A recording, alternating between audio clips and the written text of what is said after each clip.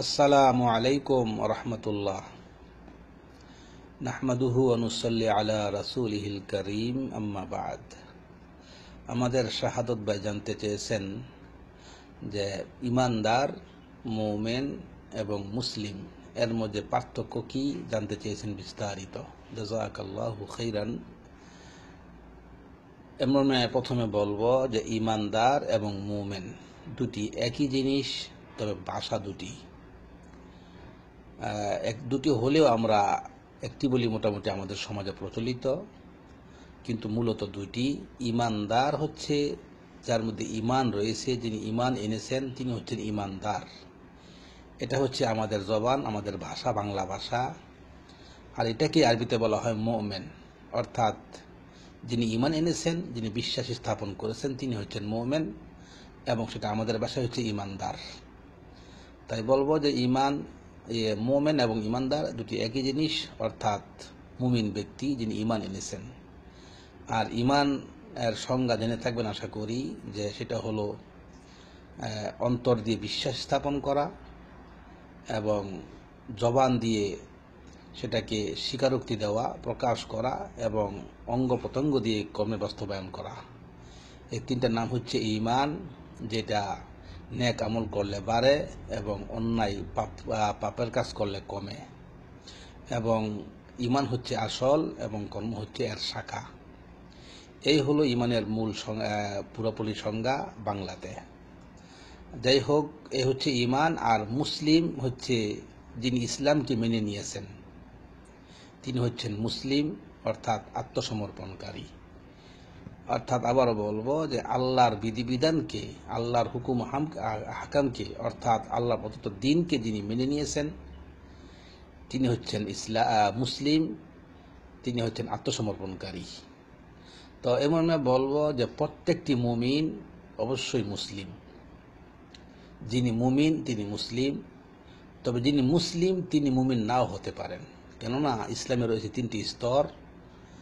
একটা হচ্ছে, প্রথমটা হচ্ছে ইসলাম, তারপর হচ্ছে ঈমান, তারপর হচ্ছে ইহসান। এমন হাদিস রয়েছে সহিহ মুসলিমে, যেটা বিশেষ পরিচিত হাদিস, যে হাদিসে জিবরিল, যেখানে জিবরাইল আলাইহিস সালাম এসে আল্লাহর রাসূলকে সাল্লাল্লাহু আলাইহি সাল্লাম 5টি প্রশ্ন করেছিলেন। একটি হলো ইসলাম সম্পর্কে, যে ইসলাম কাকে বলে। দ্বিতীয়টি হলো যে ঈমান কাকে বলে।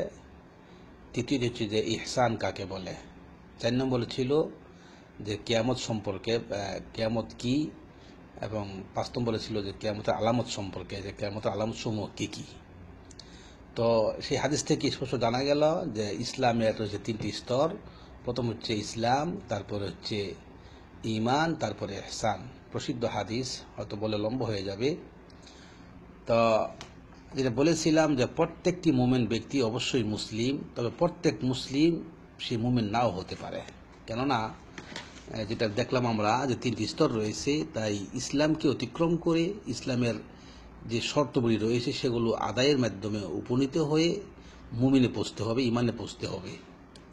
এমন প্রমাণস্বরূপ বলবো যে সূরা হুজুরাত আয়াত নম্বর 14, যেখানে আল্লাহ পাক বলেন, ক্বালাতিল আ'রাবু আমান্না কুল লাম তু'মিনু ওয়ালাকিন কুলু আসলামনা ওয়ালাম্মা ইয়াদখুলিল ঈমানু ফি কুলুবিকুম।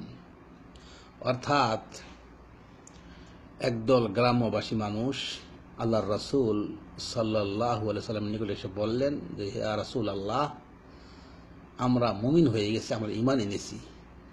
তখন আল্লাহ রাব্বুল আলামিন আয়াত নাযিল করলেন যে, হে রাসূল সাল্লাল্লাহু আলাইহি সাল্লাম, আপনি বলে দিন যে তোমরা এখনো মুমিন হওনি,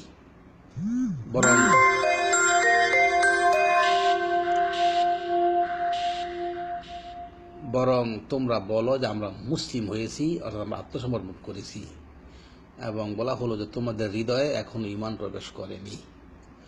তাই বলবো যে ইসলাম যে শাহাদাতাইন রয়েছে, এটা সাক্ষী দিলেই ইসলামে প্রবেশ করা যায়। আশহাদু আল্লা ইলাহা ইল্লাল্লাহ ওয়া আন্না মুহাম্মাদার রাসূলুল্লাহ। এই হচ্ছে ইসলামে প্রবেশের প্রথম স্তর। এবং সে সম্পর্কে যে আল্লাহ সম্পর্কে সঠিক জ্ঞান ধারণা করি এবং দিন সম্পর্কে ইলম হাসিল করার পর একজন মানুষ যখন আল্লাহ সম্পর্কে তার দিন সম্পর্কে বিস্তারিত জানে, ইলম অর্জন হয়, তখন সে মুমিন বলে বিবেচিত হয়। এই হচ্ছে সংক্ষিপ্ত আকারে মুমিন এবং মুসলিমের মধ্যে পার্থক্য। তাই আবারও বলবো যে অবশ্যই প্রত্যেক মুমিন ব্যক্তি তিনি মুসলিম, কিন্তু প্রত্যেক মুসলিম ব্যক্তি মুমিন নাও হতে পারে। এমনও হতে পারে যে আমাদের সমাজের মানুষ দাবিতে মুসলিম, জাতিতে মুসলিম, কিন্তু মুমিন হতে পারেনি, কেননা দিন সম্পর্কে ন্যূনতম ধারণাও রাখে না, বিসমিল্লাহ ঠিকমতো বলতে পারে না, ইসলামের রোকন জানা নেই, ইমানের রোকন জানা নেই। অর্থাৎ কেবলমাত্র সে মুসলিম, তার পরিচয় হলো এই, সে যখন কুরবানি আসে তখন সে গরুর গোশত খায়, আর রমজান মাসে সে ইফতারি খায়। এই হচ্ছে তার মুসলিমের পরিচয়। এছাড়া তার দিন সম্পর্কে, আল্লাহ সম্পর্কে, তার নবী সম্পর্কে কোনো ইলম নেই। তাই এই ব্যক্তিকে মুসলিম বলা যেতে পারে, সে মুমিনের দরজায় এখনো পৌঁছতে পারেনি, যার প্রমাণ পাওয়া গেল সূরা হুজুরাত আয়াত নম্বর 14। আশা করি বুঝতে পেরেছেন। আল্লাহ রাব্বুল আলামিন আমাদেরকে ইসলামের 3টি স্তর, ইসলাম, ঈমান এবং ইহসানে পৌঁছার তৌফিক দান করুন। আল্লাহুম্মা আমিন। ওয়া সাল্লাল্লাহু আলা নবিয়্যিনা মুহাম্মদ ওয়া আলা আলিহি ওয়া সাহবিহি আজমাইন।